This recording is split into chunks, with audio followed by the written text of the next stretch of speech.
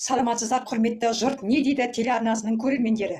Бүгін біз Қазақстанда үлкен резонанс тудырған, тіпті кей үйлерде мини дағдарысқа айналып отырған маңызды мәселені көтереміз. Бұл проблеманы біз тікелей Қасым-Жомарт Кемелұлы Тоқаев мырзаға назарына да жолдадық. Себебі бұл мәселе өте өзекті болып тұр. Енді бұл тақырып қандай мәселе десеңіздер, тойда тортты кім жейді, бірінші анасы ма, әлде келіні ме деген тақырып. Біздің тілшілеріміз бұл мәселе бойынша бұл мәселені анықтау үшін көшеге шығып, 3 жігіттен сұхбат алды. Меніңше тортты бірінші әйелім жеу керек, неге анам жеу керек екен? Енді анам деген өзінің тойында бірінші торт жеген жоқ па?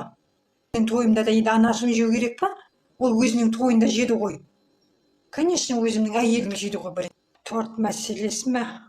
Ой, бля, шешен, осыда проблема болды ма? Кім жейтін еді? Анашым жейді. Анашым қақты, бақты мені. Енді қатын жемеген, анашым жейді бірінші тортты.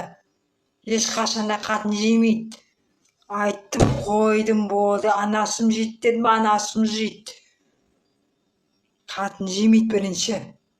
Тимей-ақ қойсын маған, тимей-ақ қойсын. Қыз көп. Шешесі. Анашым айттым, анашым давай тортты бірінші әйеліме бере салайыншы деп, анашым жарайды деді. Анашым маған айтты, балам, сен уже 35-ке келді жасың, үйленсең болды, тортты кімге берсең оған бер, үйленсең болды деді. Так что сол торт андай айнып қалды да, маған анашым айтады, балам, тортты мен жей салайыншы. Жұрттар солай айтып жатыр, жұрттар не деп жатыр, ұят болады екен. Мен жей салайыншы дедім, айттым, ну мама, зачем вы так? Ну мама, зачем так же нельзя делать? Анашым маған бер деді, әйел жасап жатыр, может үйленбей-ақ қояйын деп ойландым да кетіп қала салдым.